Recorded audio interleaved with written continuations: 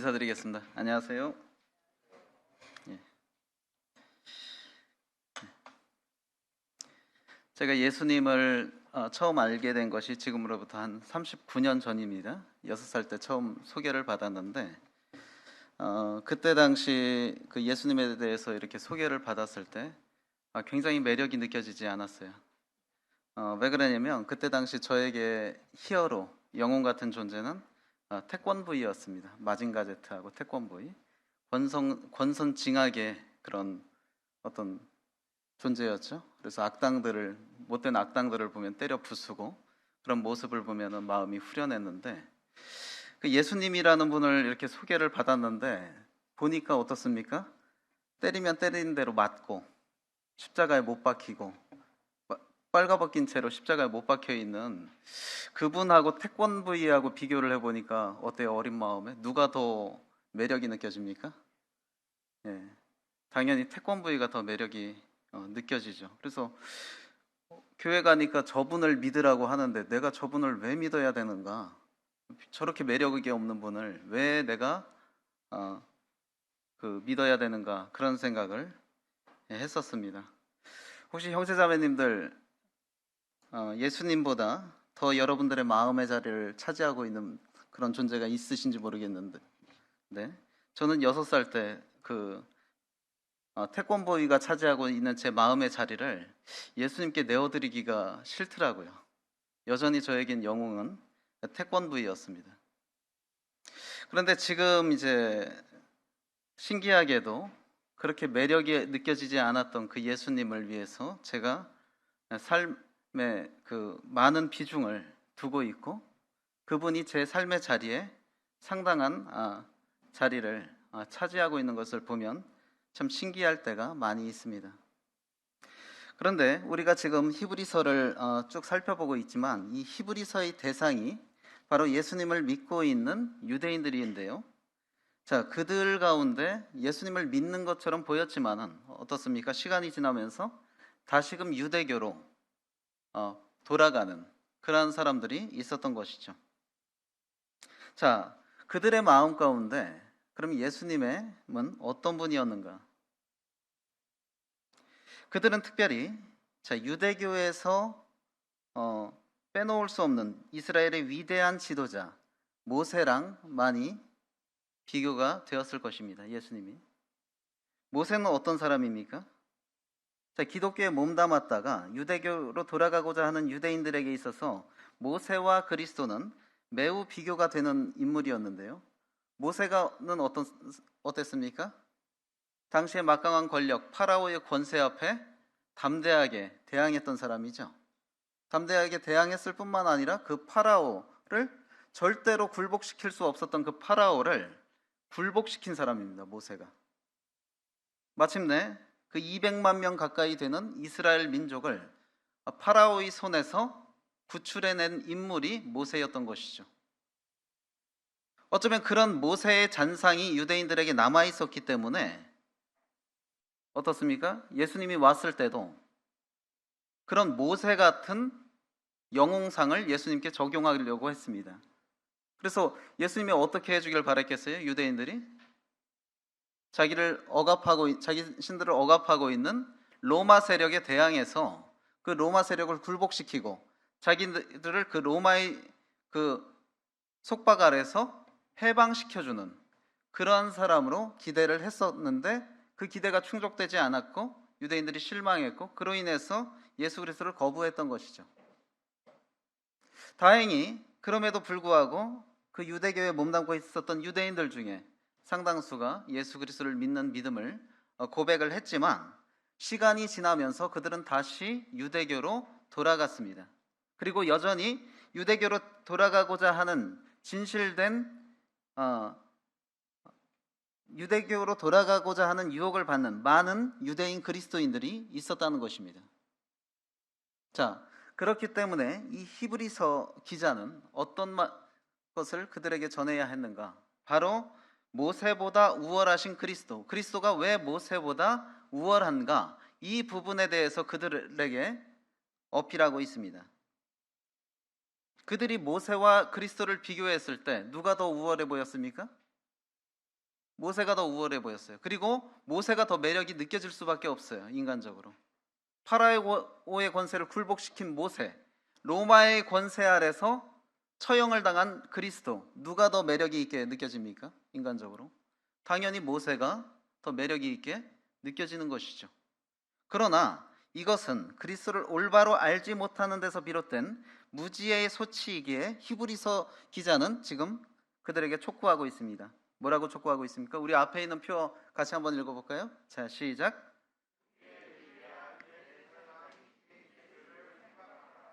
예수를 생각하라. 예수를 깊이 알지 못하기 때문에 예수님에 대해서 모세보다 못한 존재로 그렇게 유대인들이 인식하고 있기 때문에 지금 히브리서 기자는 촉구하고 있는 것입니다. 예수를 깊이 생각하라. 예수를 깊이 생각하라. 그래서 오늘은 모세보다 우월하신 그리스도에 대해서 한번 생각해 보도록 하겠습니다. 아울러 그리스도가 모세보다 우월하시면서 정말 그분이 어떤 분이신지를 정확히 아는 것이 또 우리에게 촉구되는 바라고 보여집니다. 자, 모세보다 우월하신 그리스도를 알기 위해서 우선 모세가 어느 정도의 사람인지 한번 생각해 보기를 원하는데요. 자, 모세의 위대함을 우리가 살펴보는 이유는 모세의 위대함은 모세의 위대함을 알므로 인해서 예수 그리스도를 깎아내리는 것이 아니라 오히려 모세가 위대하기 때문에 예수 그리스도가 얼마나 위대한지를 생각해 보는 것입니다. 모세가 어떤 사람입니까? 모세는 하나님께 굉장히 각별한 사람이었어요. 모세에 대한 하나님의 각별함을 우리는 성경에서 볼 수가 있습니다. 자, 모세가 구스 여인을 아내로 취했죠. 그때에 그 모세를 비난했던 사람이 누굽니까? 아론과 미리암이었죠. 아론과 미리암이 모세를 비난했습니다. 근데 그때 하나님께서 개입을 하셔서 자, 뭐라고 말씀하시냐면 자, 내 종 모세와는 그렇지 아니하니 그는 내 온 집에 충성함이라. 그와는 내가 대면하여 명백히 말하고 은밀한 말로 하지 아니하며 그는 또 여호와의 형상을 보거늘 너희가 어찌하여 내 종 모세 비방하기를 두려워하지 아니하느냐. 자, 하나님께서 구스 여인을 취한 모세와 관련해서 논쟁을 벌인 아론과 미리암에 대해서 하신 말씀을 유심히 보면 모세가 잘했다 잘못했다 그거 전혀 말하지 않습니다. 그걸 전혀 가려주지 않아요. 그냥 단지 뭐라고 말합니까? 너희가 내 종 모세 비방하기를 두려워하지 아니하느냐. 이렇게만 말씀하십니다. 자, 하나님께서 모세가 잘했네 잘못했네 그거 가르치지 않고 모세를 비난한 것 자체를 미리암과 아론을 책망하신다는 것이죠. 그만큼 모세가 하나님께 어떤 존재? 각별한 존재. 하나님께서 그분의 계시를 나타내는 다양한 방법이 있습니다. 때때로는 꿈으로 나타내 줍니다. 때때로는 이상으로 나타내 줍니다. 그리고 때때로 선지자를 통해서 전달해 줍니다. 그런데 모세는 그렇지 않았습니다. 모세는 어땠습니까? 하나님께서 그분의 계시를 어떤 다른 방법, 꿈이나 이상이나 그런 걸로 하신 것이 아니라 직접 대면해서 전달해 준 사람이 모세입니다. 그만큼 하나님께서 모세를 각별하게 생각하셨고 또 모세가 간청하죠. 하나님 보고 싶습니다. 하나님을 한번 보고 싶습니다. 그러니까 하나님께서 어떻게 허락하십니까? 내가 너를 잠깐 손으로 덮었다가 내 등을 볼 것이다. 왜? 나를 직접 보면 하나님을 직접 보고 살 사람이 없기 때문에 다소 투영된 내 형상을 너에게 보여주겠다 하면서 하나님을 직접 보여준 사람이 모세입니다. 이 정도로 하나님께서 각별하게 생각하신 사람이 모세라는 거죠. 그렇기 때문에 그런 것을 생각했을 때 유대인들이 모세에게 갖는 그 경외심은 남다를 수밖에 없는 것이죠. 다른 사람에 비해서. 또 어떻습니까? 모세는 하나님의 관점에서 백성을 위한 최고의 중보자였다. 자, 그 남유다 백성들의 그 하나님께 대한 죄악이 극에 달했을 때 하나님께서 이렇게 말씀하십니다. 예레미야 15장 1절에 여호와께서 내게 이르시되 모세와 사무엘이 내 앞에 섰다 할지라도 내 마음은 이 백성을 향할 수 없나니 그들을 내 앞에서 쫓아 내보내라. 자, 하나님께서 지금 이렇게 말해요. 너희들 죄악이 너무 이제 심하기 때문에 모세가 중보한다 할지라도 나는 너희들을 용서하지 않겠다 하는 것입니다. 자, 그 말은 무슨 소리예요? 모세가 어떤 사람이라는 소리입니까? 하나님 앞에서 남다른 중보자라는 소리죠. 그러니까 다른 사람의 말은 아니더라도 모세의 말이라면 하나님께서 한번 생각해 볼 수 있는 그런 정도의 각별함을 하나님이 갖고 계시죠. 실제로 하나님께서 이스라엘 백성들이 금송아지를 만들고 우상 숭배를 했을 때 그들을 진멸하려고 했습니다. 그리고 모세에게 그렇게 말씀하시죠. 얘네를 그냥 진멸하고 내가 너로 새로운 민족을 세우겠다. 자, 모세가 어떻게 했습니까? 속으로 아이고 얼씨구나, 좋은 기회야, 내가 아브라함의 지위로 가는구나, 그렇게 한 것이 아니라 모세가 뭐라 그럽니까? 이 백성을 용서하지 아니하시거든 주의 책에서 내 이름을 지워주십시오. 이 정도로 중보를 했습니다. 자, 그러니까 하나님께서 그런 모세의 말을 듣고 그 백성을 용서하셨어요. 그러니까 모세의 말이라면 하나님은 한 번 더 생각해 볼 수 있는 그런 각별한 사람이었던 것이죠. 하나님께. 그러니까 모세는 위대한 사람임에는 틀림없습니다. 하나님께서 이렇게 각별하게 여기실 정도이기 때문에. 그래서 자, 예레미야 말씀에도 어떤 것을 강조하기 위해서 최상급을 쓰는 것이죠. 내가 이 백성을 용서할 수 없다. 누가 중재할지라도? 모세가 중재할지라도. 그건 무슨 소리냐? 모세가 최상급이라는 소리입니다. 중재에 있어서. 그러면 그 정도의 사람이 모세입니다. 유대인들의 모세를 향한 경외심은 어떠했습니까? 자, 신명기 34장 5절에서 6절 보면 이에 여호와의 종 모세가 여호와의 말씀대로 모압 땅에서 죽어 벳보을 맞은편 모압 땅에 있는 골짜기에 장사되었고 오늘까지 그의 묻힌 곳을 아는 자가 없느니라. 모세의 시신이 매장된 곳을 아는 사람이 전혀 없게 하셨습니다. 누가요? 하나님께서 모세의 시신을 철저히 숨기셨습니다. 특별히 유다서에 모세 승천기라는 외경을 인용한 것이 나오는데요. 거기에 미가엘과 마귀가 모세의 시체를 가지고 싸우죠.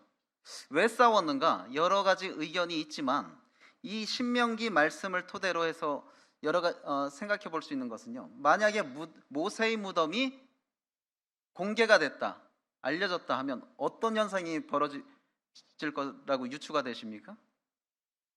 이스라엘 백성들이 당연히 거기를 우상 숭배의 본거지로 삼을 겁니다. 안 그렇겠습니까? 이렇게 위대한 모세가 묻혀 있는 그곳에 가서 이스라엘이 절 안 하겠느냐고요. 하물며 모세가 만들어놨던 놋뱀도 몇백 년 동안 보존해서 그것을 숭배했던 사람들인데 모세의 무덤이 보존이 돼서 개방되었다고 한다면 이것은 정말 치명적인 우상 숭배로 이끄는 일이거든요. 이스라엘 백성들을. 그렇기 때문에 하나님께서 모세의 시신을 숨겨야 했던 것입니다. 그래서 유다서에서 인용한 그 모세의 승천기, 미가엘이 사탄과 왜 모세의 시체를 가지고 싸웠는가, 바로 그러한 부분이 아닌가 추측을 해보게 되는 것이죠.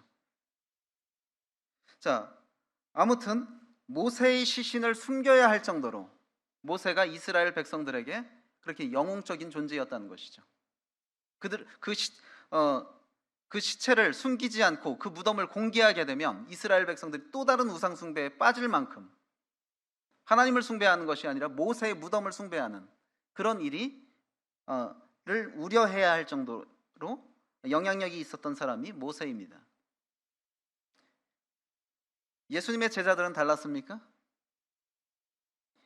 베드로와 요한과 야고보가 주님과 함께 변화산에 올라갔죠. 변화산에 올라갔는데 주님께서 갑자기 온몸이 희게 변하셨습니다. 그리고 양옆에 누가 나타났나요? 한편은 모세, 한편은 엘리야. 근데요, 우리가 그때 당시에 베드로의 입장으로 가보면 변화산에 서 있는 주님과 모세와 엘리야 이렇게 있는데, 솔직히 베드로가 주님보다 누가 더 반가웠을까요? 인간적으로 저는 모세가 더 반가웠을 것 같아요. 베드로가, 모세나 엘리야가. 왜? 주님은 계속 저희 보던 사람이고, 모세는 자기가 말로만 듣던 사람인데, 그것도 영웅 중에 영웅인데, 그 모세가 자기 앞에 나타났는데 안 반가웠겠습니까? 그러니까 베드로가 뭐라 그래요? 주여, 우리가 여기 있는 것이 좋사오니, 우리가 초막 셋을 짓되 예의상 어때요? 하나는 누구를 위하여? 하나는 주를 위하여. 예의상. 하나는 모세를 위하여, 하나는 엘리야를 위하여. 자, 제자들조차도 모세의 위치를 주님과 동일하게 여긴 것입니다. 그러니까 모세를 주님의 아래에 보는 것이 아니라 동일선상에서 이렇게 생각하고 있었다는 것이죠. 그래서 하나님께서 신약 성경에서, 예수님께서 말씀하신 건 많이 있지만 하나님께서 신약 성경에서 직접 말씀하신 경우가 딱 3번입니다. 언제입니까? 주님이 침례 받으셨을 때 말씀하셨고, 그리고 주님이 기도하실 때 내가 영화롭게 하리라 하는 말씀을 하셨고, 3번째가 바로 변화산에서 하신 말씀인데, 너희는 그의 말을 들으라. 누구의 말을? 주님의 말을 들으라. 이제 모세와 엘리야에게 주목하지 말고 주님의 말을 들으라. 그만큼 이스라엘 백성들, 예수님 그리스도의 제자들조차도 모세를 주목하기 쉬웠다는 것입니다. 모세를 동경하기가 쉬웠다. 그래서 워치만니는 이렇게 말했습니다. 율법과 선지자를 대표하는 모세와 엘리야를 주님과 동일한 권세에 놓은 베드로에게 하나님이 개입하셔서 저의 말을 들으라고 하신 것이다. 하나님이 개입하지 않으면 이 사람들은 그리스도를 주목하는 것이 아니라 모세와 엘리야를 계속 주목하고 있을 것이기 때문에. 그런데 중요한 것은 그만큼 모세가 이스라엘 백성들에게, 또 심지어 그리스도의 제자들에게조차 큰 동경의 대상이었고 위인이었다는 것이죠. 자, 모세가 이 정도의 사람입니다.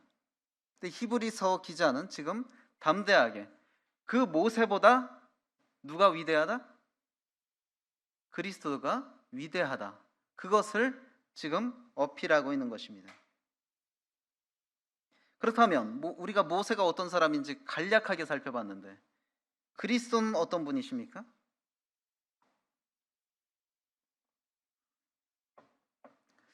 우리 히브리서 3장 1절에서 6절 한번 보시겠습니다. 짧기 때문에 같이 한번 읽어보도록 하겠습니다. 자, 시작. 그러므로 함께 하늘의 부르심을 받은 거룩한 형제들아, 우리가 믿는 도리의 사도이시며 대제사장이신 예수를 깊이 생각하라. 그는 자기를 세우신 이에게 신실하시기를 모세가 하나님의 온 집에서 한 것과 같이 하셨으니, 그는 모세보다 더욱 영광을 받을 만한 것이 마치 집 지은 자가 그 집보다 더욱 존귀함 같으니라. 집마다 지은 이가 있으니 만물을 지으신 이는 하나님이시라. 또한 모세는 장래에 말할 것을 증언하기 위하여 하나님의 온 집에서 종으로서 신실하였고, 그리스도는 하나님의 집을 맡은 아들로서 그와 같이 하셨으니, 우리가 소망의 확신과 자랑을 끝까지 굳게 잡고 있으면 우리는 그의 집이라. 자, 그리스도가 어떤 분인가? 3장 1절에 믿는 도리의 사도시다라고 말하고 있습니다. 믿는 도리의 사도다. 이게 무슨 말인가? 자, 여기서 이제 믿는 도리에 대해서 각 번역본마다 번역이 틀린데, 킹제임스 버전 같은 건 프로페션이라고 해서 고백이라는 단어로 번역을 했는데요. 존 넬슨 다비역 같은 경우는 이것을 컨페션이라고 번역을 했습니다. 컨페션은 어떤 개념이냐면, 로마서 10장 13절, 내가 만일 내 입으로 예수를 주로 시인하면, 시인한다는 의미가 있습니다. 그래서 이 번역이 가장 적절하다라고 생각이 되는데, 그분은 우리의 믿음을 시인할 수 있는 그런 대상이라는 것이죠. 모세는 인도자였던 건 사실입니다. 위대한 인도자였죠. 그의 영향력이 적지 않았습니다. 그러나 우리가 믿음을 시인해야 되는 그러한 대상은 아니었다는 것이죠. 그러나 그리스도는 우리의 믿음을 시인할 수 있는 그러한 대상입니다. 또한 어떻습니까? 믿는 도리의 사도라고 말하고 있습니다. 사도란 말이 뭡니까? 헬라어로 아포스톨로스, 보내심을 받은 자. 그러면 그리스도는 누구로부터 보냄을 받은 자입니까? 하나님으로부터 보냄을 받은 자인 것이죠. 하나님으로부터 보냄을 받은 그분은 즉 하나님으로부터 보냄을 받았다는 것은 하나님을 대표한다는 소리입니다. 하나님을 대표한다는 것은 그분 자체가 하나님의 자격이 있다는 것이죠. 우리 가운데 임하신 것이. 그래서 우리의 믿음의 고백의 대상, 시인의 대상일 뿐만 아니라 하나님을 대표하는 분으로 우리에게 오신 분이다. 모세는 하나님의 대언자였죠. 그리고 인도자였죠. 그러나 그가 대표자는 아니었습니다. 자, 뿐만 아니라 우리 3장 1절 계속 보시면 형제들아 우리가 믿는 도리의 사도이시며 대제사장이신 예수를 깊이 생각하라. 자, 주님을 또 뭘로 표현하고 있습니까? 대제사장이라고 표현하고 있습니다. 이것이 또 모세와의 차이점입니다. 모세는 훌륭한 인도자, 대언자, 그리고 모세 역시도 사도라고 볼 수 있죠. 하나님의 보내심을 받은 자. 그런데 그에게 없었던 직임은 무엇이었나요? 그는 대제사장은 될 수 없었습니다. 아론이라는 대제사장을 따로 세워야 됐었죠. 그러나 우리 주님은 믿는 도리의 사도실 뿐만 아니라 대제사장으로서의 자격까지 가지고 계신 분이셨습니다. 최초의 대제사장이 누구입니까? 이 땅에서? 아론이었죠. 자, 아론이었는데 아론은 대제사장으로 세움받은 자이긴 하지만 아이러니하게도 그가 금송아지를 제조했던 사람이라는 것입니다. 자, 대제사장인 그 사람이 우상을 제조했던 사람이다.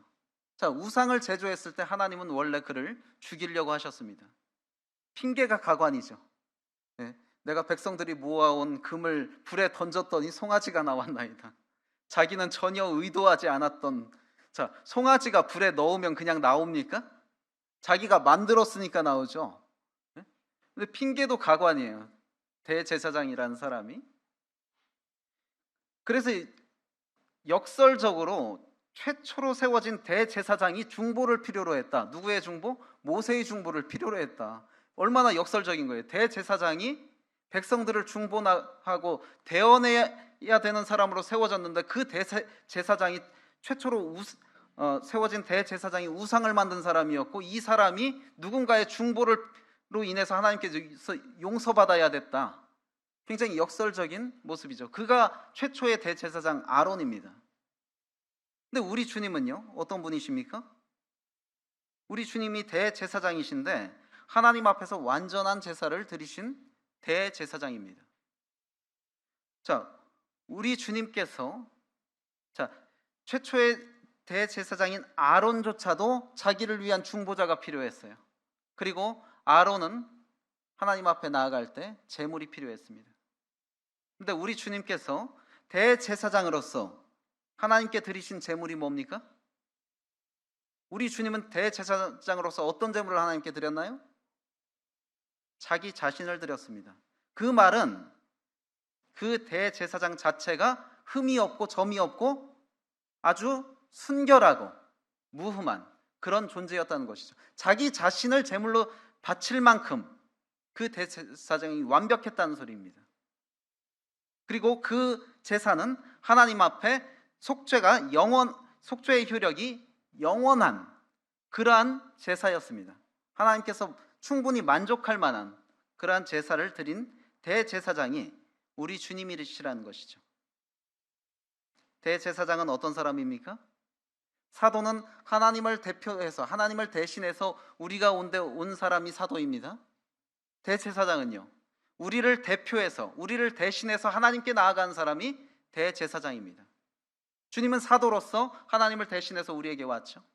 또 이제는 우리를 대신해서 하나님께 나아가시는 분입니다. 그분이 우리를 대신하시기 때문에 하나님께서 우리를 거부하실 수 없는 것입니다. 우리가 구약의 이스라엘 백성들보다 흠없고 점없고 완벽해서 오늘 이 하나님의 존전 앞에 나왔나요? 아니에요. 오히려 우리는 그들보다 더 연약한 부분이 많고 그들보다 하나님께 대한 경외심이 더 결여되어 있을 수 있습니다. 오히려 그들보다 죄에 대한 경각심이 덜할 수 있습니다. 오늘 살고 있는 우리가. 그런데 그런 우리가 어떻게 그 어미하신 하나님의 존전 앞에 이렇게 담대하게 나올 수 있었습니까? 바로 누가 우리의 대제사장이기 때문에? 그리스도가 우리의 대제사장이기 때문에 완벽하고 무흠한 그분께서 우리를 위한 제물로서 하나님께 자신을 바치고 대제사장으로서 우리를 대표해서 하나님께 나아가기 때문에 하나님께서 우리를 거부하실 수 없는 것입니다. 우리 그리스도가 그런 분이시라는데 모세는 이런 역할을 할 수가 없었던 것이죠. 또한 3절에서 4절 보면요, 그는 모세보다 더욱 영광을 받을 만한 것이 마치 집 지은 자가 그 집보다 더욱 존귀함 같으니라. 집마다 지은 이가 있으니 만물을 지으신 이는 하나님이시라. 우리 복음 전할 때 자주 쓰는 구절이죠. 만물을 지으신 이는 하나님이시라. 이 구절 통해서 우리는 창조론을 변증을 많이 합니다. 그렇죠? 그런데 사실 이것은 창조론에 대한 그 설명이 아니라 뭐에 대한 설명입니까? 누구와 누구에 대한 설명? 모세와 그리스도에 대한 설명이에요. 그 직접적으로는, 1차적으로는. 자, 우리 주님은 만물의 창조주이십니다. 만물의 창조주인데 모세는요, 피조물이죠. 집이 위대합니까? 집 지은 사람이 위대합니까? 저는 미술을 한 사람인데 제가 이제 군대 가기 전엔 수작업 했습니다. 수작업으로 다 그림 그렸어요. 근데 군대를 갔다 오니까 이제 포토샵이라든지 일러스트레이터라든지 이제 그런 컴퓨터 그래픽 프로그램으로 작업을 하더라고요. 근데 감탄을 했습니다. 제가 수작업할 때 흑백 사진으로 작업을 하려면 어떻게 해야 되냐면 3,000원짜리 흑백 필름을 따로 삽니다. 3,000원짜리. 그때 당시 짜장면이 2,000원이었으니까 3,000원이 필름이 3,000원이었다고 한번 생각해 보세요. 학생이 3,000원짜리 흑백 필름을 따로 사서 그 한 20장 찍을 수 있어요. 20장 찍은 거에서 잘 나온 거 두세 장 건지는 겁니다. 찍어요. 찍어서 이거를 또 바로 나오나요? 현상소 맡기면 최소한 1박 2일 걸립니다. 그러면 자, 비용은 3,000원 들어요. 현상비 또 한 4,000원 들어요. 4,000원 들고, 그러니까 비용은 7,000원 듭니다. 흑백 사진 한 장을 얻기 위해서 비용은 7,000원 들고, 또 시간은요, 사진 찍는 시간, 현상하는 시간 다 해서 최소 이틀이 걸립니다. 그렇게 해서 작업을 했는데 포토샵으로 흑백 사진을 만드는데 2초가 안 걸리더라고요. 그러니까 제가 너무나 감탄을 했고, 가히 이건 혁명적이다. 시간 절약, 돈 절약, 가히 혁명적이다 하는데, 제가 그 포토샵을 감탄했지만 어떤 생각을 했냐면, 도대체 이 프로그램 만드는 사람의 머리는 어떤 머리인가? 어느 정도의 천재의 지능을 갖고 있어야 이 프로그램을 만드는가, 그런 생각이 들더라고요. 그러니까 만들어진 것보다 더 위대한 존재가 누굽니까? 그걸 만든 사람이죠. 그렇죠? 그러니까 모세와 그리스도와 모세의 관계는 그런 관계입니다. 그리스도는 창조주예요. 만물의 창조주예요. 피조물은 아무리 위대하다 할지라도 창조주의 비교 대상이 될 수 있다 없다? 없다. 모세가 위대하죠. 우리 아까 살펴봤는데 모세가 얼마나 위대합니까? 그가 정말 그 인정을 받을 만하죠. 그러면 한번 생각해 보세요. 제가 포토샵을 다뤄보고 이 포토샵 너무 훌륭하다. 이걸 만든 사람은 얼마나 그 머리가 천재일까? 그런 생각을 했단 말이에요. 그러면 모세가 위대하다면 결국에 그것은 누구의 위대함을 또 증명하는 것입니까? 모세를 창조한 창조주 예수 그리스도가 얼마나 위대한지를 증거하는 것이죠.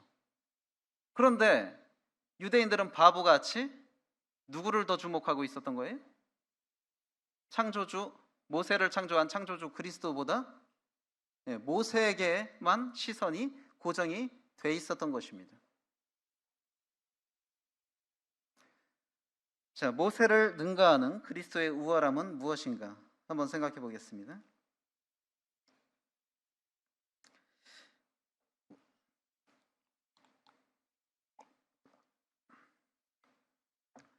자, 5절에서 6절 보시면 히브리서 3장 5절에서 6절 보시면 또한 모세는 장래에 말할 것을 증언하기 위하여 하나님의 온 집에서 종으로 신실하였고 그리스도는 하나님의 집을 맡은 아들로서 그와 같이 하셨으니 우리가 소망의 확신과 자랑을 끝까지 굳게 잡고 있으면 우리는 그의 집이라. 자, 모세는 하나님께 충성된 사람이었죠. 근데 모세의 신분이 뭐였습니까? 장래에 말할 것을 증언하기 위하여 하나님의 온 집에서 종으로서 신실했다. 모세는 종으로서 하나님 앞에 충성했습니다. 근데 종이 충성하는 것은 당연한 건가요? 아니면 이례적인 일인가요? 종은 주인한테 충성할 수밖에, 충성해야만 하는 존재입니다. 안 하면 안 되는 존재예요, 종은. 종이 주인한테 충성하지 않으면 나만 할 수 있습니까? 근데 모세는 하나님의 온 집에서 충성스럽게 하나님을 섬겼는데 어떤 신분으로서? 종으로서 하나님을 섬겼다. 그러니까 종은 주인한테 충성해야만 하는 존재입니다. 그것이 종의 의무입니다. 그것은 마땅히 해야 되는 것이고 거부하면 잘못되는 것입니다. 그래서 누가복음 17장 9절에 뭐라고 말하고 있습니까? 명한 대로 하였다고 종에게 살해하겠느냐. 종이 주인이 시킨 것 다 했다고 해서 거기에 살해할 필요가 없다는 것입니다. 그건 종의 의무입니다. 잘한 것이 아니라 의무라는 것이죠. 모세가 하나님 앞에 충성한 것은 종으로서 하나님 앞에 충성한 것으로서 마땅히 해야 되는 것입니다. 그런데요, 우리 그리스도는 어떻습니까? 6절에 그리스도는 하나님의 집을 맡은 아들로서 그와 같이 하셨으니. 자, 아들이 아버지에게 충성하나요? 예전에는 그래도 충성은 아니더라도 격식은 갖추고 예의는 차렸는데 요즘은 그렇지도 않죠, 자식들이. 아들은 아버지의 집에 충성해야 될 의무가 있는 존재가 아니라 함께 누려야 될 사람인 것이죠. 그렇죠? 우리는 노블레스 오블리주라는 그런 단어를 알고 있습니다. 이것이 무엇입니까? 노블레스 오블리주? 높은 지위에 있는 사람에게 요구되는 도덕성, 의무감, 의무, 이런 것입니다. 주님이 노블레스 오블리주의 그 본을 보이신 것입니다. 아들로서 하나님의 집에서 함께 누려야 될 지위인데도 어땠습니까? 하나님의 집에 충성했다. 아들로서. 모세는 종으로서 충성했지만 우리 주님은 아들로서 충성했다. 이것이 놀라운 것입니다. 아들은 충성해야 될 의무가 있는 사람이 아니라 아버지의 분복을 함께 누려야 되는 사람이죠. 근데 우리 주님은 하나님 앞에 모세만큼, 아니 모세 이상으로 충성했습니다. 자, 우리 주님께서 아버지 하나님께 그렇게 충성한 대가로 주어진 것이 무엇입니까? 십자가의 죽음이었어요. 십자가의 죽음. 근데 우리는 어때요? 하나님 앞에서 신실하게 살아보려고 하다가도 되는 일이 없으면 하나님 앞에, 내가 이렇게 하나님 앞에 신실하게 섬겼는데 도대체 나한테 못마땅한 게 뭡니까? 왜 나한테 이런 시련을 줍니까? 이렇게 하잖아요. 사실 그 말은 주님이 더 하셔야 됩니다. 아들로서 충성하셨는데 그것에 대한 대가가 대가로 뭐가 주어졌어요? 십자가의 죽음이 주어졌어요. 아들인데도. 그렇기 때문에 우리는 하나님 앞에서 충성하면서 사실 할 말이 없어야 되는 것입니다. 우리 주님을 생각하면. 우리 주님이 이런 분이십니다. 그리고 우리 주님은 모세는 장차 올 일에 대해서 예언했다고 한다면 우리 주님은 그 예언된 실체였죠. 자, 어떻습니까? 5절에 또한 모세는 장래에 말할 것을 증언하기 위하여 하나님의 온 집에서 종으로 신실했다. 장래에 말할 것을 증언하기 위해서 하나님 앞에서 충성한 사람이 모세인데, 그러면 모세가 말한 그 장래의 일이 무엇이냐는 것이죠. 모세가 신명기 18장 15절에 뭡니까? 너희 중에 나와 같은 선지자 하나를 일으키리니. 자, 모세와 버금가는 선지자가 이스라엘 가운데서 일어날 것이다. 그 선지자가 누구입니까? 여호수아가 아닙니다. 그 선지자는 바로 장차 오실 메시아 예수 그리스도입니다. 그렇기 때문에 침례 요한을 메시아로 오해했던 유대인들이 침례 요한한테 그렇게 물은 것이죠. 네가 그 선지자냐? 모세가 예언한 그 선지자냐? 모세는 장래에 나타날 그리스도에 대해서 예언했던 사람인 반면에 그리스도는 모세가 말하고자 했던 실체로서 나타나신 분입니다. 그림자가 중요합니까? 실체가 중요합니까? 모세는 그림자 역할을 했어요. 하지만 그리스도는 그 모세가 나타난 그림자의 실체였다는 것이죠. 그림자가 중요해요? 실체가 중요해요? 실체가 중요한 것이죠. 그래서 히브리 기자는 유대인들에게 모세는 그림자다. 그리스도는 모세가 예언한 그림자로서 예언한 실체다 라고 말하고 있는 것입니다. 우리 요한복음 4장 46절 주보에 나와 있는데 함께 읽겠습니다. 자, 시작. 모세를 믿었더라면 또 나를 믿었으리니 이는 그가 내게 대하여 기록하였습니다. 자, 이것이 또 하나의 역설입니다. 자, 뭐냐면 유대인들이 모세를 동경해서 그리스도를 떠났다. 이것은 역설이라는 거죠. 뭐냐면 모세를 제대로 믿었다면 누구를 믿을 수밖에 없다? 지금 말씀에 의하면 모세를 제대로 믿었다면 그리스도를 믿을 수밖에 없다라는 것입니다.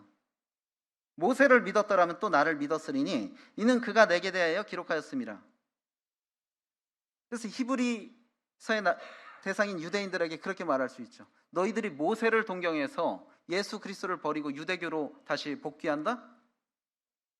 야, 모세가 말한 사람이 누군데? 모세가 믿으라고 한 사람이 누군데? 모세가 믿으라고 한 사람이 누구예요? 예수 그리스도죠. 나와 같은 선지자 하나를 세우리니 너희는 그의 말을 들으라.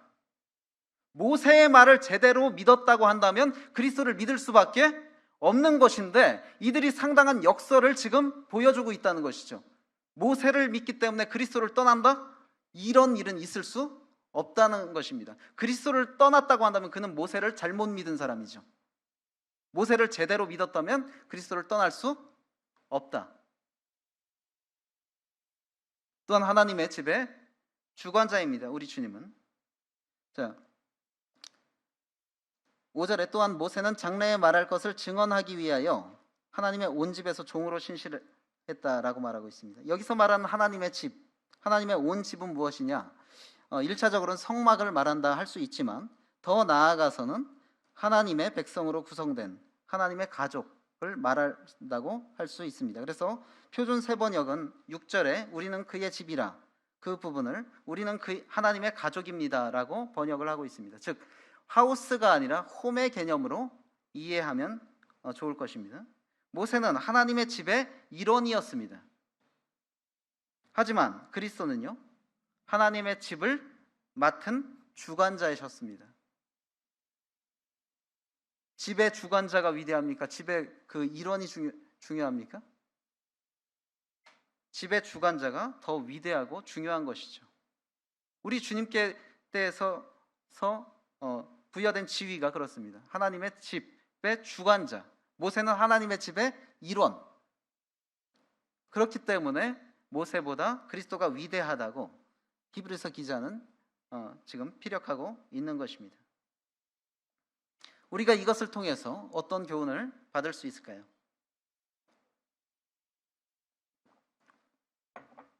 첫 번째로 우리가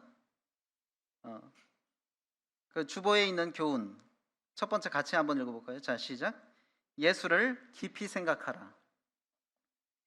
자, 신앙생활을 하시면서 정말 예수님을 깊이 생각하는 부분에 얼마만큼 비중을 할애하고 있습니까? 내가 신앙생활 하는데 하루에 10시간을 쓴다. 근데 그 가운데서 예수님에 대한 생각은 전혀 안 한다. 이것이 올바른 신앙이라고 할 수 있을까요? 교회 일하고 뭐 다른 거 하는 데는 시간이 많이 듭니다. 아니, 물론 필요하고 해야 되죠. 해야 되는데 신앙생활을 한다고 하는 내가 신앙의 본질인 예수를 깊이 생각하는 그 일은 전혀 관심을 갖지 않은 채 그 신앙과 관련한 부수적인 일에만 힘쓰고 있다고 한다면 다시 한번 생각해 봐야 되는 것입니다. 신앙의 본질은 예수를 깊이 생각하는 것입니다. 자, 유대인들이 지금 범하고 있는 실수가 무엇입니까? 탁월한 일꾼에게 고정되어 있는 자신의 시선을 예수 그리스도께로 돌리기를 거부하고 있습니다.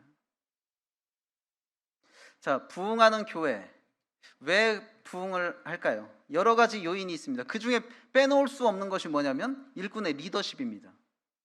일꾼의 리더십.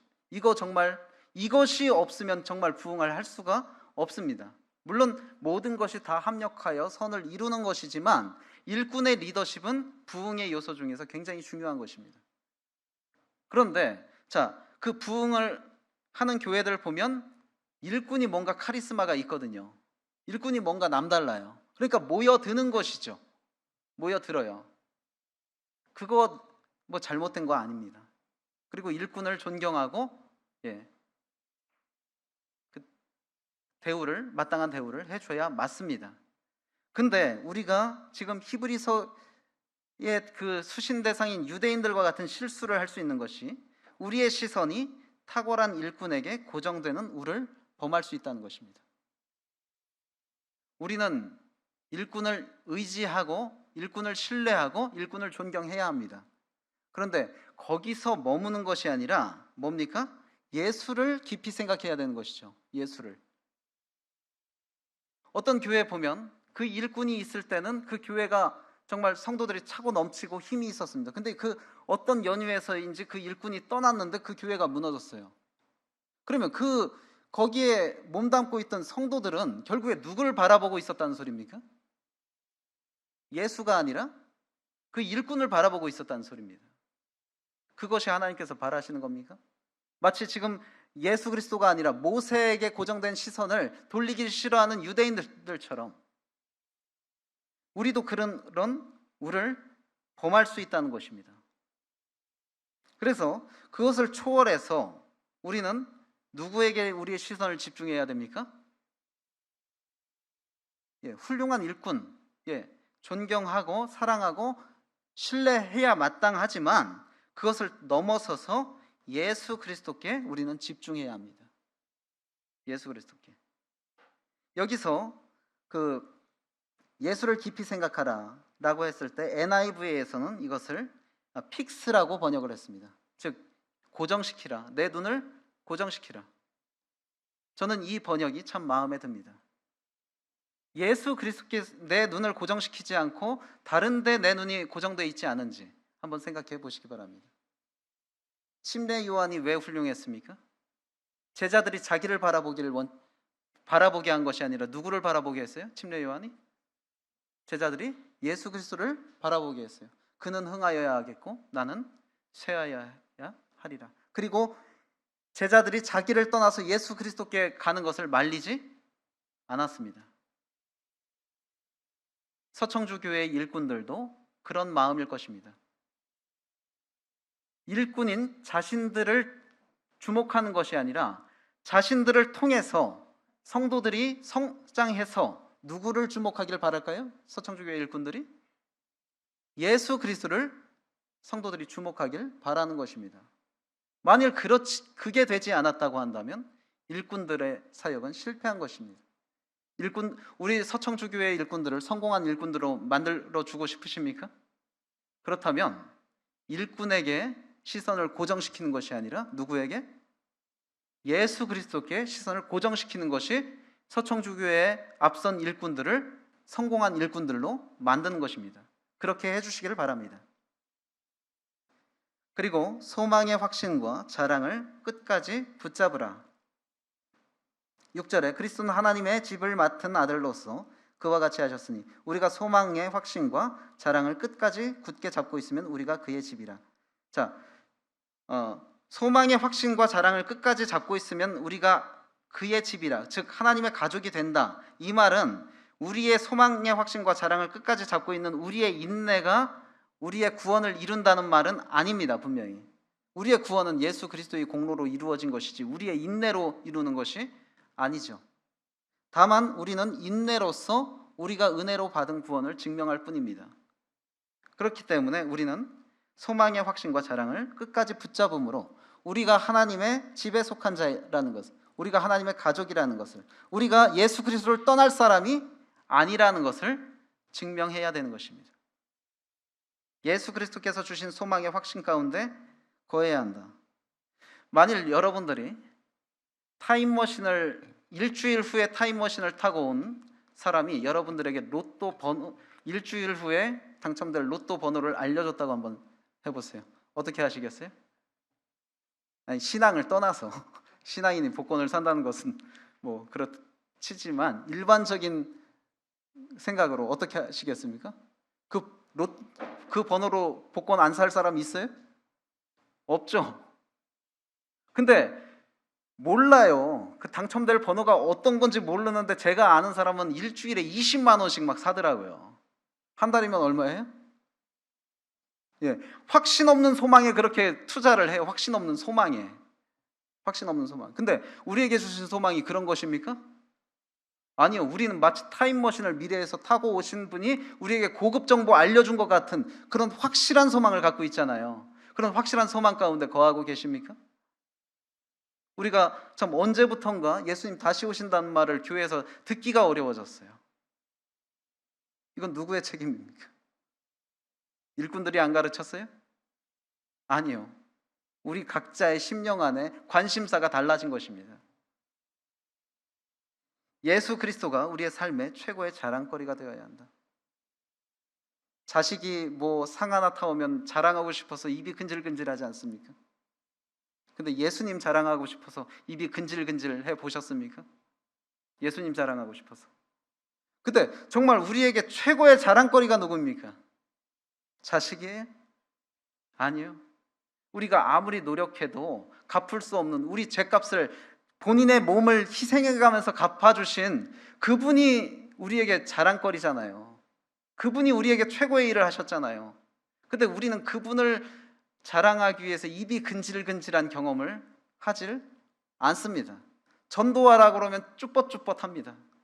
전도하라고 그러면 두려워해요. 근데 한번 생각해 보세요. 주님을 전도하는 건 주님 자랑하는 겁니다. 자식이 뭐 잘된 거 자랑하면, 내가 자랑함으로 7푼이 8푼이 소리 들을지언정 그래도 자랑하고 싶은 게 자식 자랑이잖아요. 근데 우리가 주님을 자랑하기를 상당히 주저합니다. 쭈뼛쭈뼛하고 두려워하고, 아니 어쩌면 우리 4명 가운데 별로 자랑스럽지 않기 때문에 그러는 건 아닌지 한번 생각해 봐야 할 것입니다. 그래서 오늘 우리가 모세보다 우월하신 그리스도를 통해서 그리스도가 어떤 분인지 생각해 봤습니다. 자, 우리 그 표에 나와 있는 교훈 다시 한번 읽고 마치겠습니다. 시작. 예. 잠시 기도하시겠습니다.